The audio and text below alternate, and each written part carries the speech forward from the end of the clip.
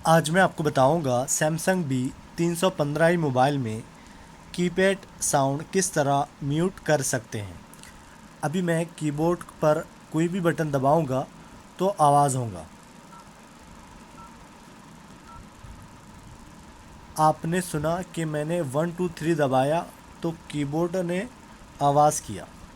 मुझे keyboard sound mute करना है, कीबोर्ड साउंड बंद करना है, तो किस तरह बंद कर सकते हैं मैं आपको बताता हूँ।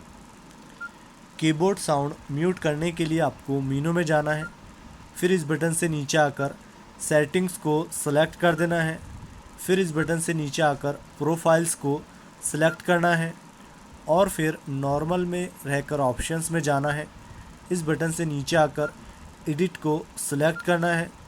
यहाँ पर आपको नीचे आना है, यहाँ आपको दिखाई देगा कीपैड टोन, तो आपको इसे चेंज करना है। तो आप देख सकते हैं यहाँ पर दूसरे नंबर पे है म्यूट, तो मैं इस बटन से नीचे आकर म्यूट को सेलेक्ट कर देता हूँ। इस तरह आप कीपैड टोन म्यूट कर सकते हैं। और अब मैं बैक आ जाता हूँ। अब मैं मोबाइल में कोई भी बटन दबाऊंगा तो आवाज़ नहीं होगा।